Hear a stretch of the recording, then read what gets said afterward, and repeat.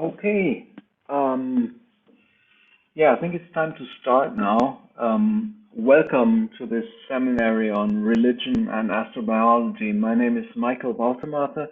I'm a senior lecturer here at Ruhr-Universität in Bochum in Germany, and my field of research is in practical theology with a specialty in religious education. And for some years now, I've been dabbling in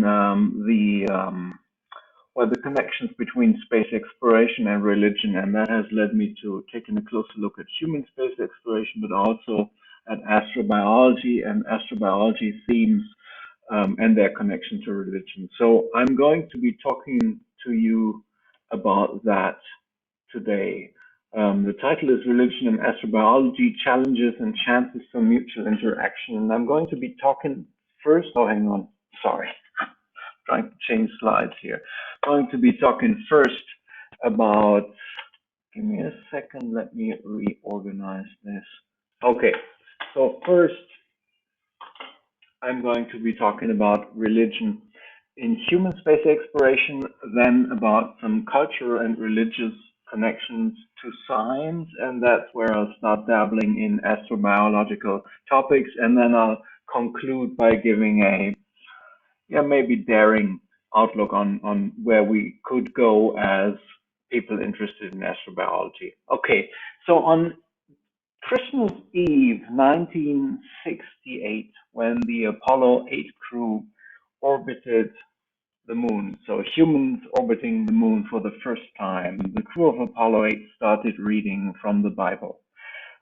They read the first few verses of the beginning of the Hebrew Bible, chapter 1, called from the book Genesis, which deals with the creation of the earth and then all the creatures on earth and mankind or humanity on that planet. So they read, in the beginning God created the heavens and the earth was void and without form, and so on and so forth, until after some verses, astronaut Bill Anders gave a blessing on the humans on Earth. So what happened was 3 US American astronauts read from the Bible and then blessed the population of the whole Earth from the orbit of the moon. The next day, the head of the American Atheist Association, Madeleine Murray O'Hair, sued the US government for using taxpayers' money to send religious messages from outer space. If you find that as interesting as I do, you can look it up. It's you can just Google the case O'Hare versus Payne, and that went all the way up to the Supreme Court. And interestingly enough, the Supreme Court did not deliberate the case, but they threw it out for, and I quote, lack of jurisdiction in lunar orbit. So what that teaches us, or what we can learn from that, is that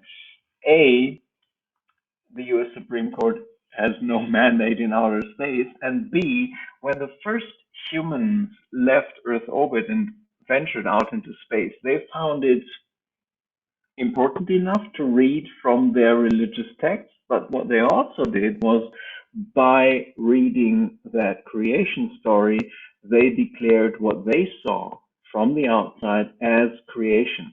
So they, in a way, took up God's perspective. And I will go into that a little further in the talk, but I think that is a very, very interesting notion when you think about humans going to a new place for the first time and then doing something like that.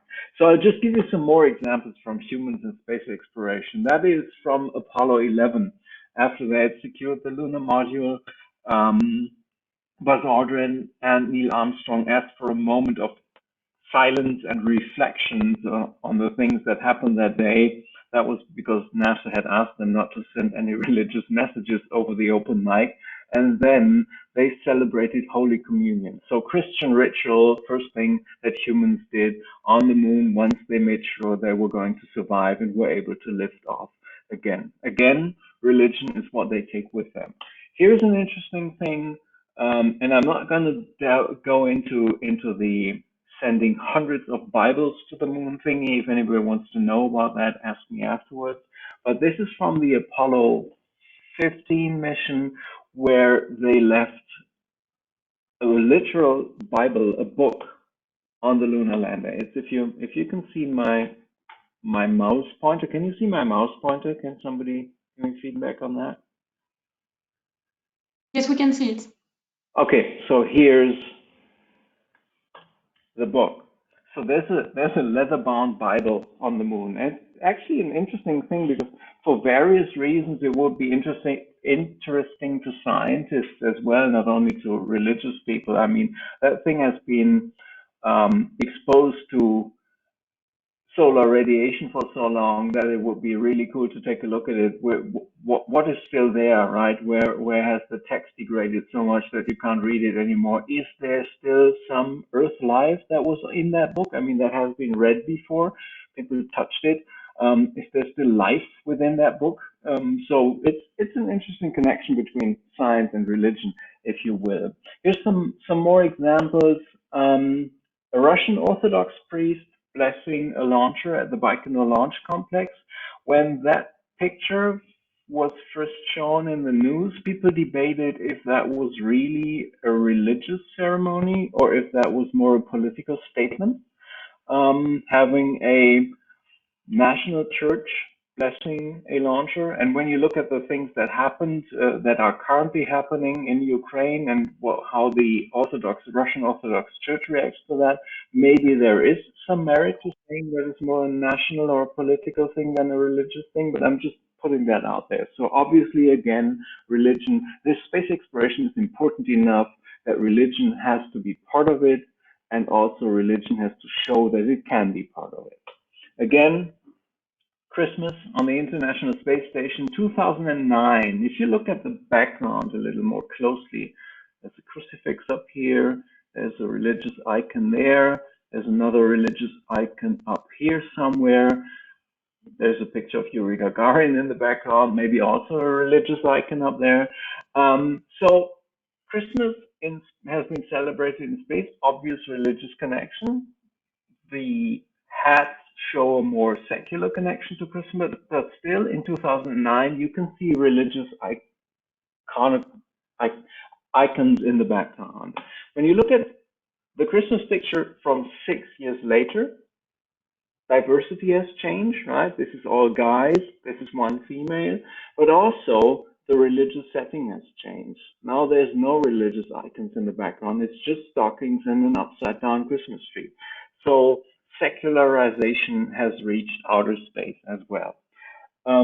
This was all about Christianity. Here's an example from Judaism, and that concerns the astronaut Ilan Ramon, who flew on the Space Shuttle Columbia's last voyage when it burned, or when the shuttle and the crew burned up during re-entry and all the astronauts on board perished. So Ilan Ramon flew on that mission, and before he went to outer space, he actually professed his wish that he wanted to be able to live Judaism in outer space. And I told you about Christian Apollo astronauts celebrating Holy Communion. For Ramon, two rabbis founded the Institute for Space Halacha, that is space Jewish law, and they debated food, ritual, holding the Sabbath. How long is the Sabbath in outer space? If it is just from one sunset to the next, it would only be 90 minutes. So you have to adhere to the time zone of the launch complex and the 24-hour rotation, because God created the Earth with a 24-hour rotation to celebrate the Sabbath in outer space, and several other aspects from Jewish daily life or Jewish religious life in outer space. So this was important for a Jewish astronaut when he went to outer space. How does my religion fare in this new environment?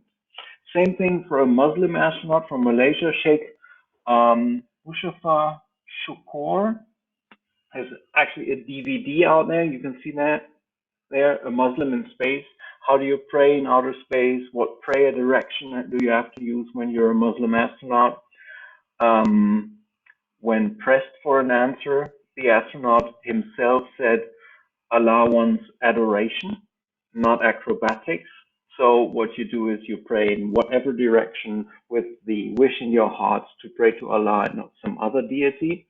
So religious solutions for practical religious problems. My point here is that whenever humans went to new places, and space certainly was and is a new place, they took their religion with them, and they just made sure that their religion was compatible with that, or try to make sure that religion was compatible with that. And the point I made in the beginning, one of these aspects was that they tried, or that when they went to space, for the first time ever, they took an outside perspective towards Earth. And you can describe that, if you want to use religious terms, as the God perspective. And they did that by reading from the creation story, and thereby taking the whole Earth as as part of their religious history. And I will get back to that just a little bit later. Now, after having told you about examples from religion and space exploration, let's talk about some areas where religion and astrobiology might intersect, or do intersect, and how these two will, could, and maybe should interact with each other. The first example, and I'm trying to use religious language up here. The first example is what we call biodiversity, and I take it I don't have to explain to you what biodiversity is. I've just copied two definitions from somewhere, and as a theologian and having worked in practical theology and media for a long time, I'm especially interested in how does culture, how does the multitude, or the majority of humans perceive a concept like biodiversity. So I Googled biodiversity, because that's what you do. And this is what I found. When you Google biodiversity, you find images like this one. If you check that out, biodiversity means there's a lot of non-scary animals, plants, very friendly looking animals. Well, that turtle looks a bit miffed, but the frog certainly is friendly, the penguin, even the polar bear is very chill. If that polar bear were in the same room with you or with me, we would not be chill, and the polar bear probably would not either. So biodiversity, if you look at cultural depictions, is often depicted as everything being very friendly toward each other, everything being basically comparable, the same, right? And that is certainly true in a sense when you look at the Earth from the outside, but it's also in several senses not true. From a religious perspective, and this is especially from a Christian and a Jewish perspective, you could argue that the depictions of biodiversity we find are almost like the story from the book of Isaiah, the peaceable kingdom.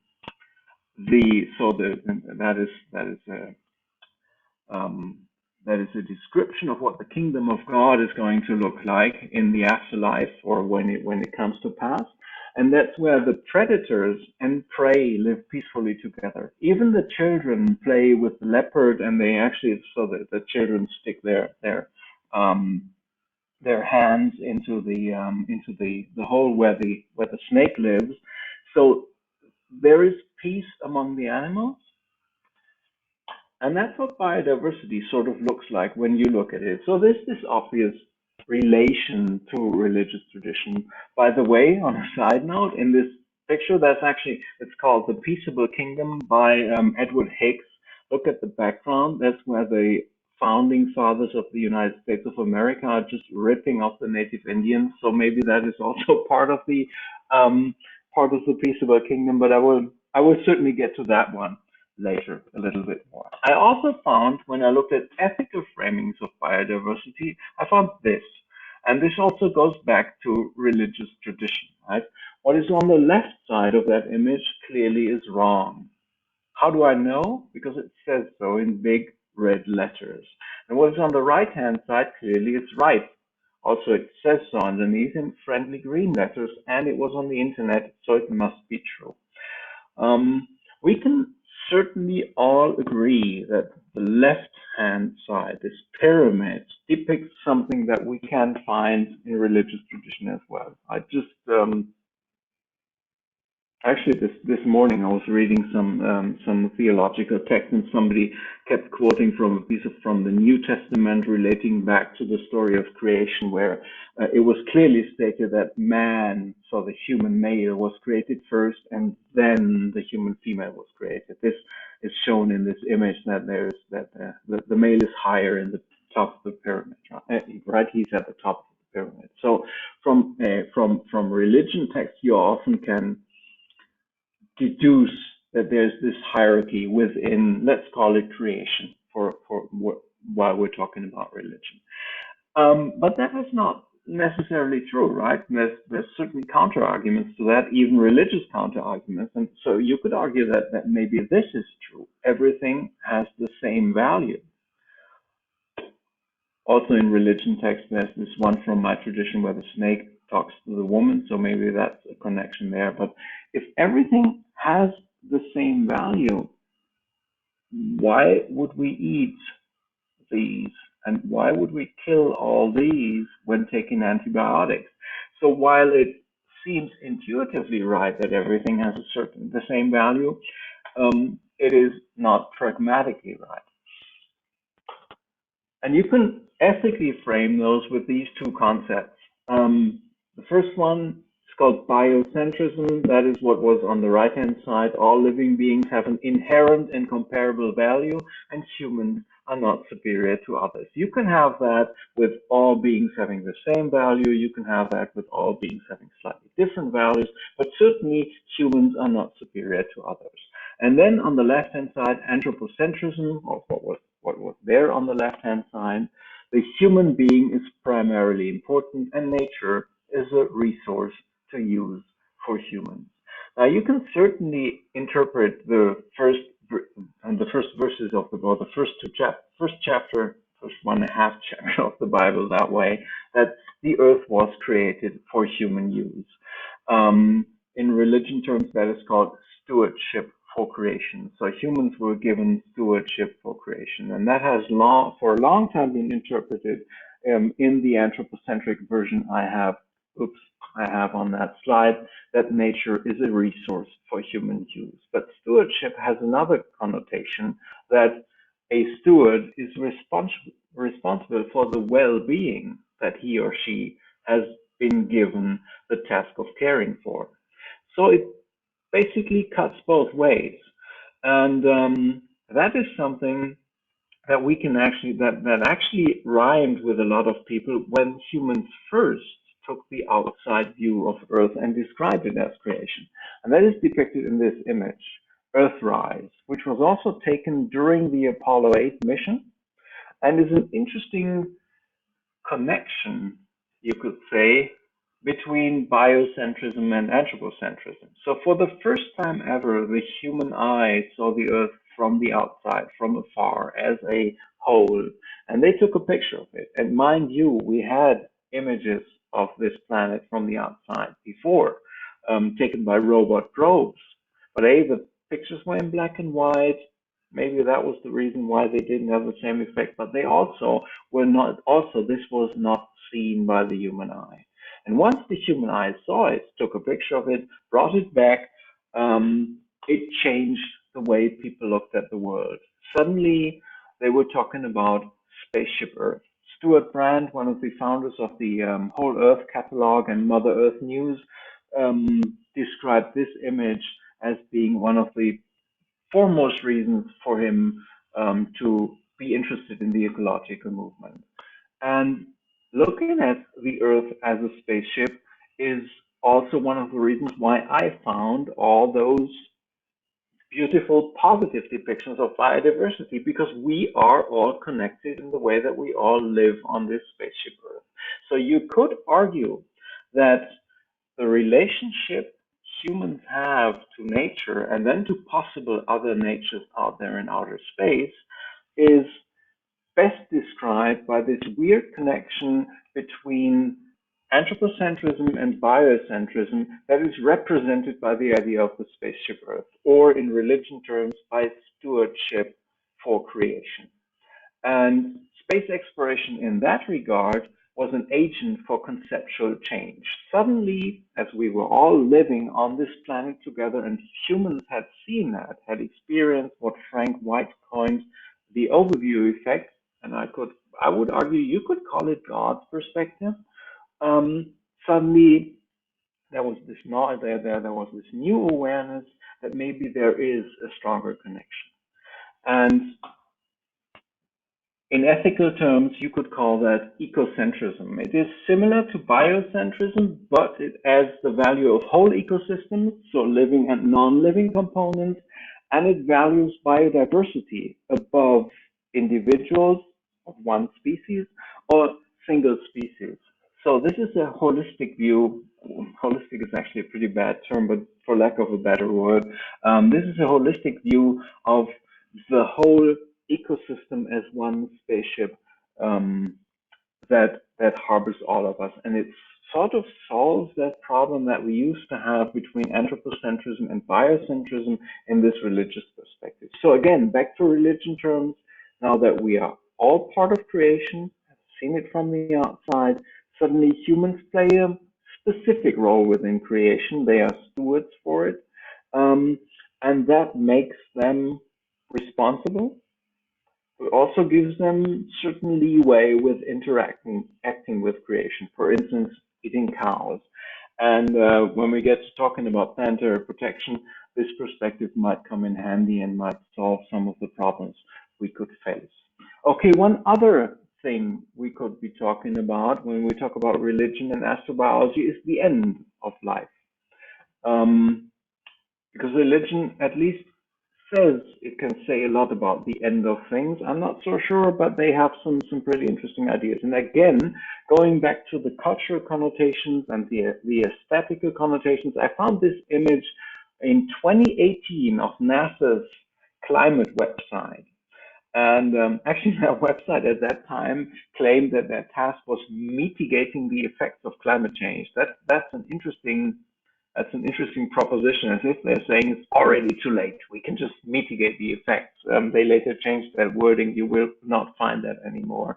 But what they did here is, within this image, they, from my perspective, clearly used religious iconography. It immediately reminded me of this picture, which is hanging in a museum about 150 kilometers southwest of me. That is Stefan Lochner's Weltgericht.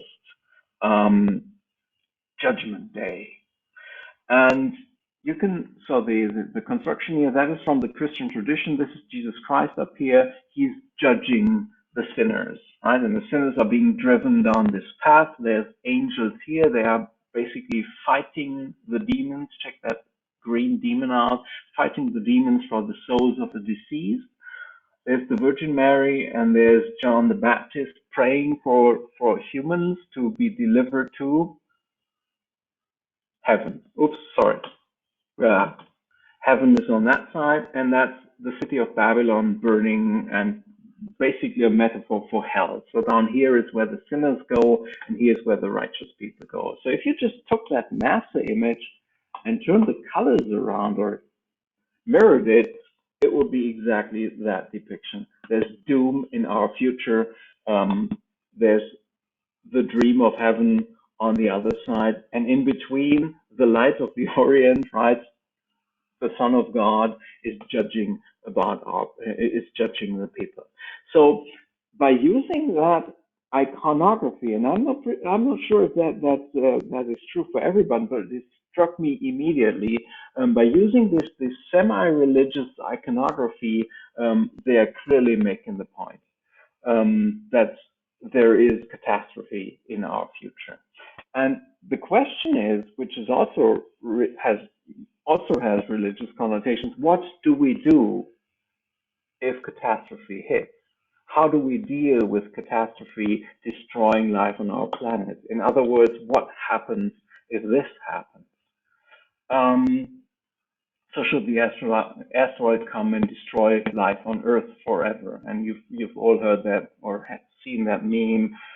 Asteroids are nature's way of asking, how's that space program coming along, right? Elon Musk's dream of sending humans to Mars to live on Mars.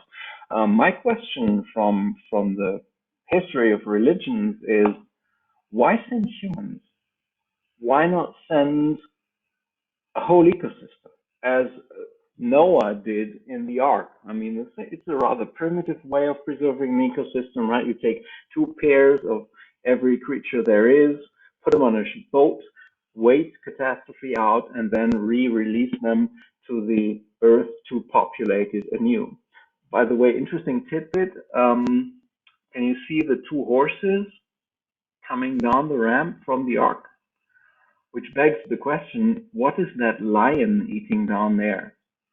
It's either a sinner's horse that drowned during the flood, or it's the last unicorn, and one of the reasons we don't have unicorns anymore. In that depiction also there's the rhinoceros. Is it rhinoceri? The two rhinoceros on the side, they're actually drawn the same way Dura did, so that way you can see when it was drawn. And there's two dragons leaving the ark as well. So yeah, well, um, biblical stories and an understanding of what animals lived at that time. But my point is, if we think about preserving life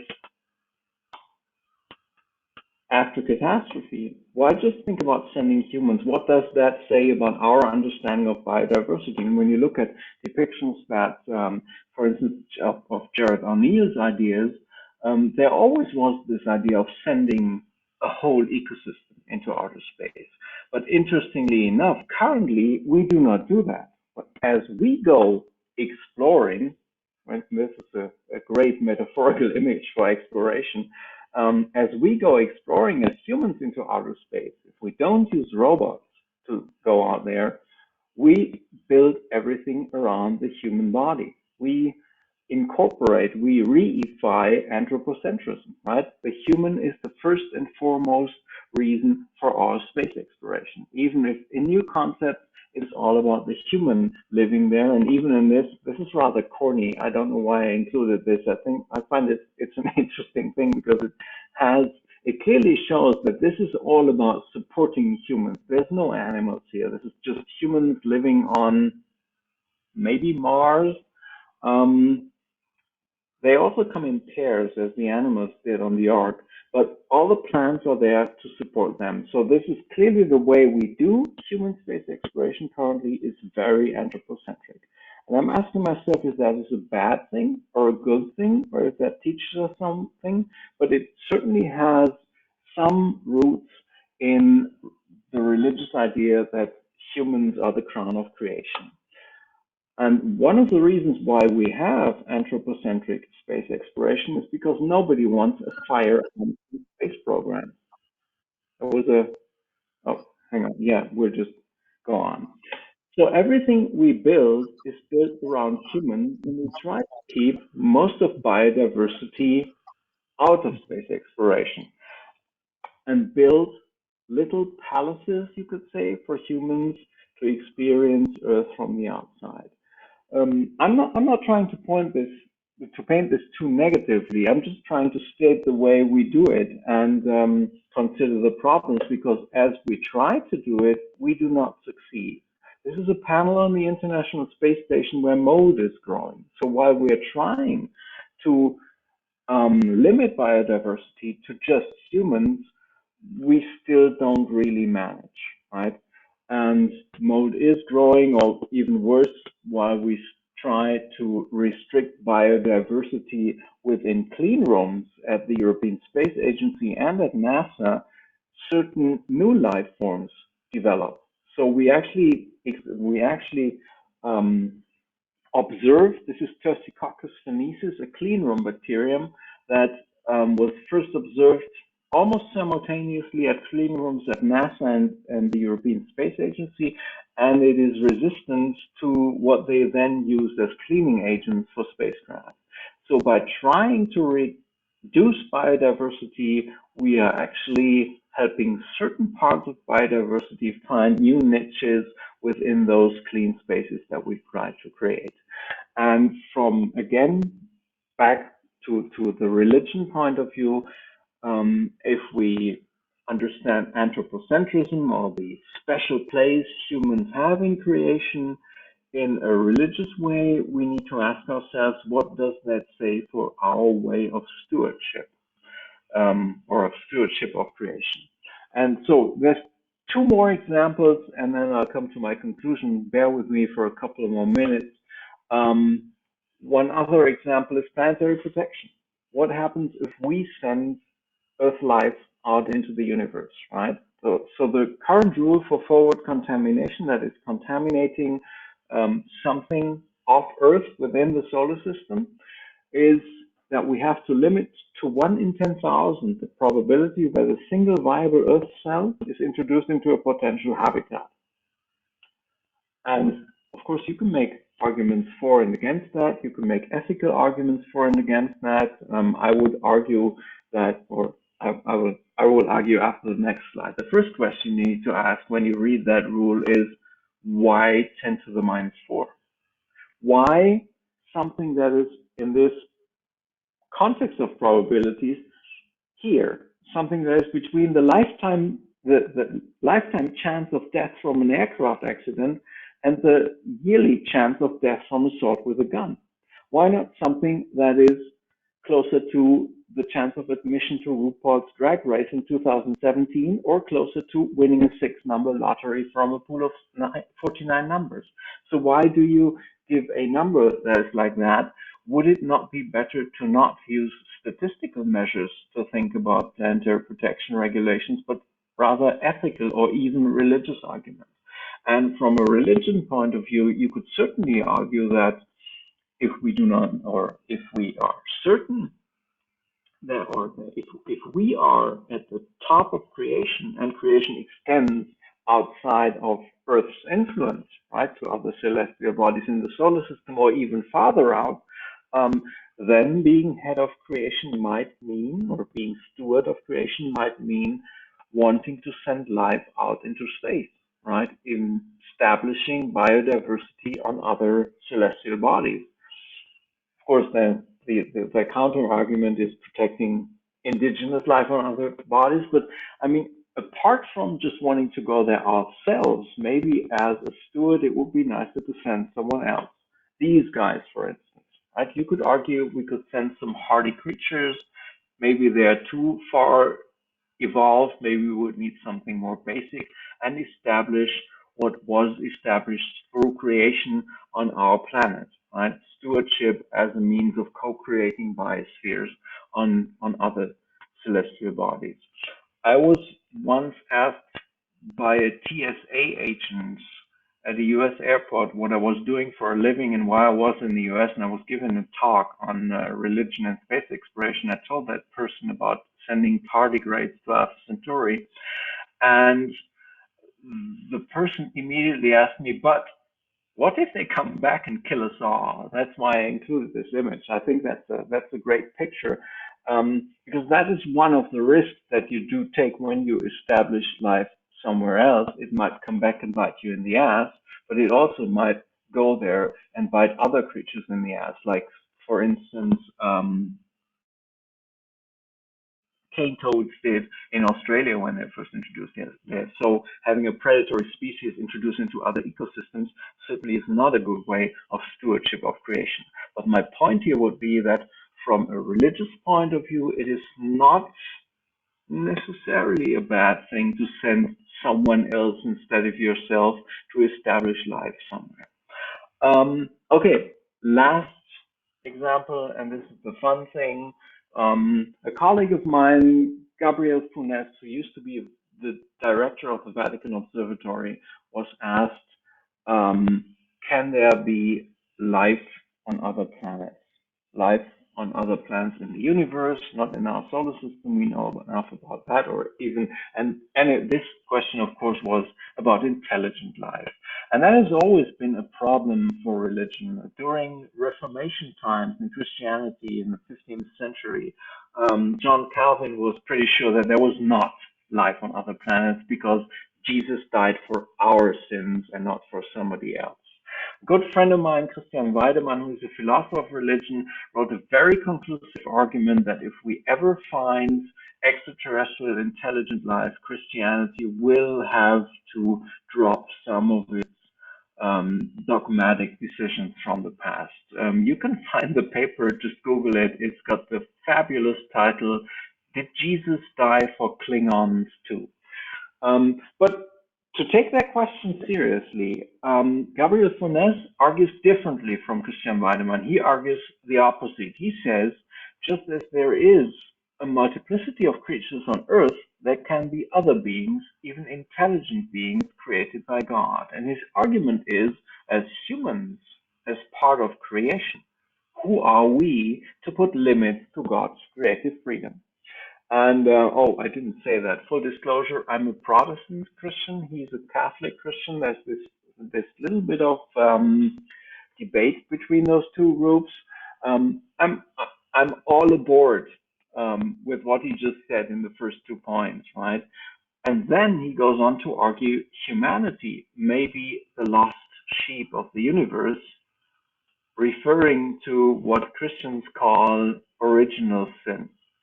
So as Adam and Eve sinned in the Garden of Eden, for Christians, it needed the death and resurrection of Jesus Christ to solve that problem of original sin. But what if aliens did not need that?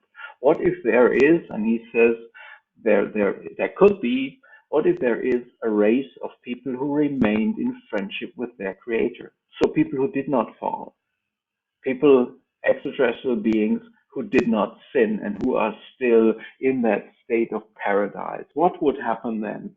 And that is for a religious person a very, very interesting notion. It's not so much a problem for Judaism. It's certainly not a problem for Islam, because Islam was made for Earth and for humans. But for Christians, that certainly, or Islam was one of the parts that so Allah is the creator of the whole universe, and there certainly can be other creatures within there. But for Christians, that is a specific problem, because Jesus was incarnated as a human and not as an Centurion. So as a theologian, I would say you may be, as astrobiologists, you probably are more interested in this alien. Most of the populace will be afraid of that. As a theologian, I would be afraid of that. I would be afraid of somebody who would turn my religion upside down and possibly prove it wrong. And now let me come to a short conclusion. The interesting part from the connection between religion and science, biology, astrobiology that I try to point out is the perspective of being stewards of creation, being created in God's image, and being asked to care for creation. And when we look outside of our own planet and then try to go there and take life with us, we are trying to do what this artist almost perfectly depicted. These are two rocks, right? It's a work of art by Giuseppe Pennone. Here's the same two rocks from another angle. One of them is a rock, and the other is a plaster cast of that rock. But when we go out there, we try to copy the rock just like he did. He copied the rock. So one of them is the true rock, natural rock. The other is an artificial rock. If we go out there, we try to create an artificial rock, or we try to understand everything we find out there as a pattern of our natural rock. That's the problem for doing analysis of life in the universe. So I would say that this is where religion and science come together. We have some knowledge about that, but we also have the assumption that we as stewards of that are in a way special. And that gives us a certain power and certain, missing a word here, a certain, oh God, I'm missing a word, Verantwortung. I'll think about it. It's responsibility, but it also forces us to constantly question our position in there. And the last thing I want to leave you with that is that also part of what religious people call creation, nothingness, magnificent desolation, that could turn everything I just said upside down. And with that, I thank you, and I'm open to all the questions you might have.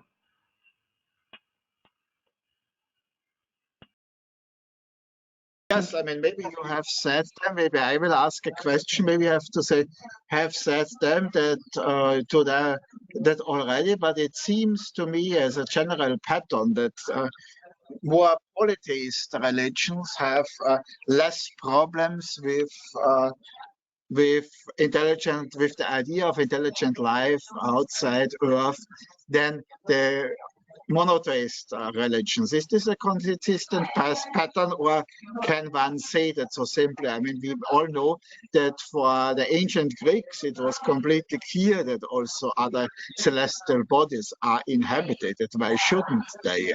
And so maybe can one say that, or is this too much of an simplification?